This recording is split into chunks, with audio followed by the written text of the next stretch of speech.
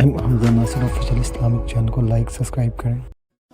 غدیر خم کے موقع پر 18 ذی الحج کو اللہ کے محبوب علیہ السلام نے ایک خطبہ ارشاد کیا جس کو خطبہ غدیر کہتے ہیں، اور وہ حضرت سیدنا علی المرتضیٰ رضی اللہ تعالیٰ عنہ کا ہاتھ پکڑ کے اللہ کے محبوب نے فرمایا تھا، من کنت مولا ہو فہذا علی المولا، جس کا میں مولا ہوں اس کا علی مولا۔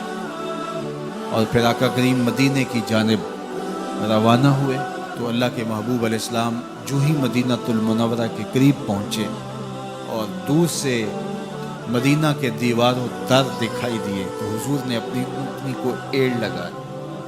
اپنی سواری کو حضور تیز کر لیا کرتے تھے جب شہر مدینہ کو دیکھتے تھے۔ شوق مدینہ اللہ کے محبوب علیہ السلام کی اونٹنی کی تیزی کا سبب بنتا، اور پھر جب احد نظر آیا، جبل احد، تو اللہ کے محبوب نے ارشاد فرمایا، احد جبل یحبنا ونحبہ، احد ایسا پہاڑ ہے جو ہم سے پیار کرتا ہے، ہم اس سے پیار کرتے ہیں۔ وہ پہاڑ ہو کہ اللہ کے رسول سے پیار کرتا ہے، پہاڑ ہو کہ عشق رسول کی دولت بیدار اپنے سینے میں رکھتا ہے۔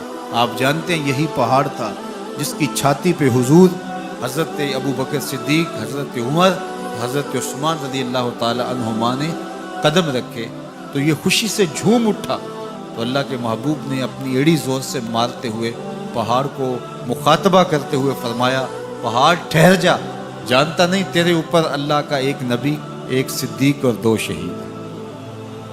تو پہاڑ حضور سے پیار کرتا ہے، اور جب محب کے ویڑے میں محبوب آئے تو پھر محب کے لاڈ اور اس کی خوشیاں دیکھنے والی ہوتی ہیں، تو اس نے رقص کرنا شروع کر دیا کہ حضور آئے ہیں۔ تو آقا کریم علیہ السلام نے اس پر ایڑی لگائی اور فرمایا کہ اے پہاڑ، اے احد، ٹھہر جا۔ ملا علی قاری علیہ رحمہ نے یہاں بڑی پتے کی بات لکھی ہے۔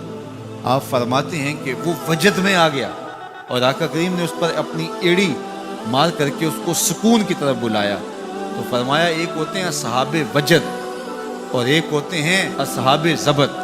تو فرمایا کہ وہ وجد میں مبتلا ہوا تو حضور نے اس کو ضبط کی طرف بلایا۔ اس سے یہ ثابت ہوا کہ اصحاب وجد سے اصحاب ضبط افضل ہے۔